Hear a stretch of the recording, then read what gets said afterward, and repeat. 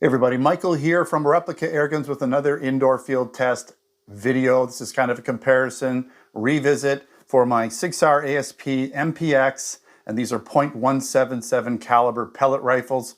I've done a bunch of reviews with my American version here. Got this one back in 2016 and did a bunch of reviews on it. Back then, my chronograph wasn't working so well, so I had to go with Sig's own kind of performance specs. They did a string, they shot it, and basically with lead pellets around 8 grain, you're looking at around 450 feet per second. That's kind of the real world testing that they got, even though it was claimed 600 in the box. And using an alloy pellet, they claimed around 505 with I think about a 7 or 8 shot string. I can't remember exactly. But that's well under 600 FPS, even with lighter alloy pellets. So what I want to do now is compare the US version to the Canadian version, which we have here. I imported this one into Canada because basically the specs were so low that it wasn't a problem. But essentially we now have them already in Canada, in our Canada store. We also sell them in the US store. This is a newer gun, basically within the last couple of years. This is an older first version. Are they going to be different? Are they going to perform different? Are they going to have different accuracy levels? I remember the MPX was pretty accurate for me. You know, I didn't really get any specs or wasn't able to capture any chronograph readings because my chronograph wasn't working. We should have much better results today.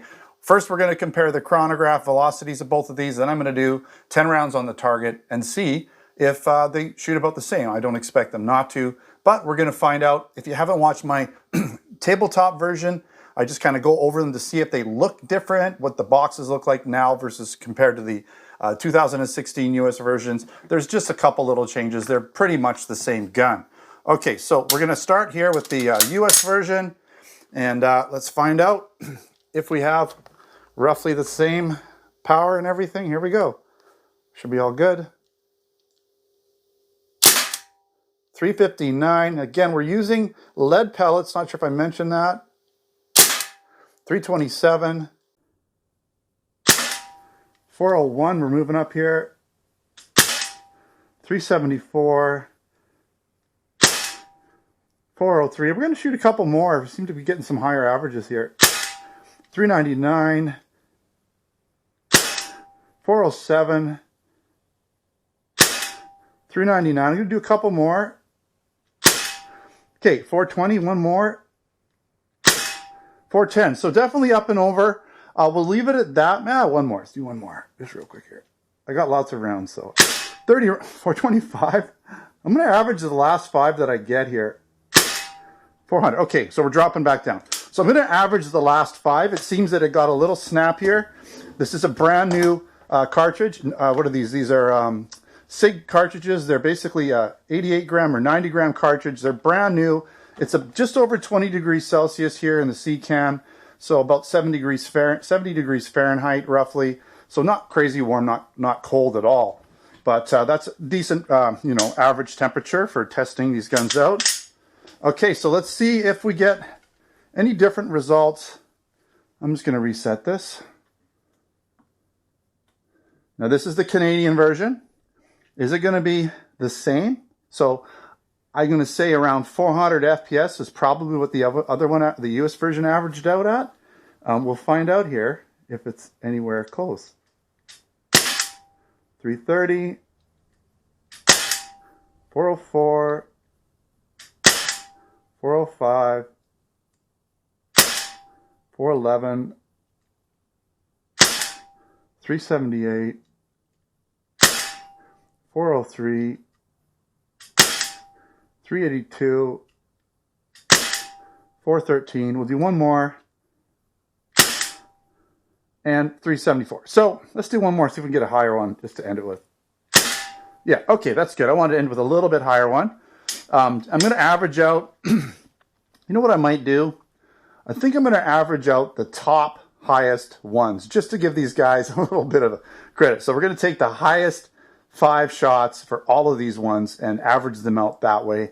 That's pretty good. I mean, these are pellets. They're seated in the magazine. I use the tool to seat them in, so they kind of go in all the way. That does help make sure that they're going to slide through there and get out of there without too many restrictions and not get, you know, bind up in the magazine or in the barrel in any way. So, all right, I think they were pretty close, to be honest. We'll find out, I guess, once I put those numbers up on the screen. we'll know which one was more powerful. Really, they're pretty close. And I'm looking down range. I can see that the way I have the sight set up, they both were pretty much hitting the target about the same. You can't see it right now, but I can. They were just a little bit low on the bullseye, so I could adjust that up with the tool. With this tool, I could actually bring it up, adjusting with this tool. But we're going to leave them, and we're going to see what kind of grouping we can get. Expect it to shoot a little bit low, but again, that can be adjusted just by adjusting the sights. I've got a fresh paper target all set up. We're ready to go. Take it off safe. Get comfortable here. Let's put 10 rounds into this target. I'm going to have to count them off because probably have more. But let's just see. It's going to shoot a little bit low, but it's fairly well centered. Let's see how we can do here.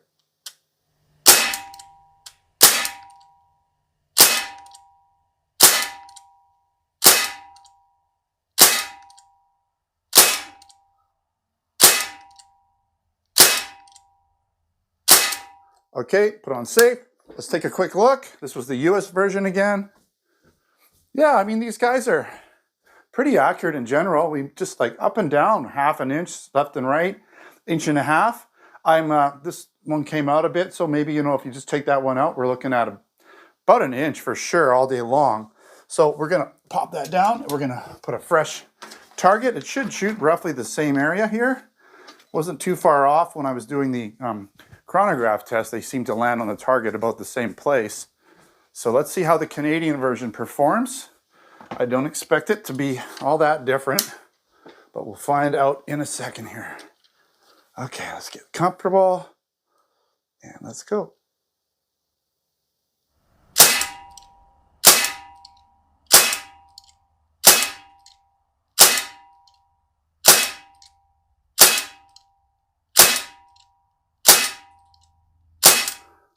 Pop it on safe. Yeah, pretty much the same spot, as I said. That was definitely an inch. So I think they're both capable of doing an inch grouping. That one just, the US version, it came a little bit to the right. It could have been me. I really don't see why they'd be any different. I'm gonna say, well, I mean, for this test, the Canadian version actually performed better. We'll give it that credit. But I think they're both capable of inch groups all day long. They're really nice guns. I think these are great little guns. You know, for the price and everything. We do have them in our Canadian store, so you don't have to worry about trying to import them. They're really the only pellet rifle that I know of that you can get. I mean, there were some other products back in the day. Beretta had something. Crosman had like a rotary mag, some rotary mag ones. Beretta had a belt-fed mag type thing. But this by far is probably the best revision of any belt-fed pellet magazine or pellet rifle that is a replica of anything, of any sort. And it's an excellent replica. The trigger's good, as I mentioned. It's got enough feet per second. 400 FPS with an 8-grain pellet is perfectly fine. You're going to be able to shoot, you know, pretty decent distances, easily 50, maybe even 100 feet with the right pellets. I think you could easily reach out to 100 feet with this gun.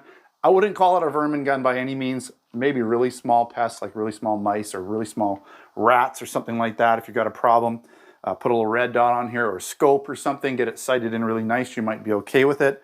But, you know, as an action shooter for a pellet rifle, I think these guys are perfect. The size and weight and feel is awesome. You've got lots of mounting points. Again, watch my tabletop videos and my other videos that I've made for these guns. Perform well, no magazine feed problems. I think people that have had magazine feed problems with these guns, probably you're either using the wrong pellets or you're not seating those pellets with the tool properly. That's all I can think of, because I've never, ever, out of all my shooting with these guns, ever had a problem with magazine feeding or pellets getting jammed anywhere. So I think that might be user error. All right, thanks for watching another Replica Airguns video. Don't forget to subscribe. Check us out on Facebook, Twitter, and Instagram. Username is Replica Airguns.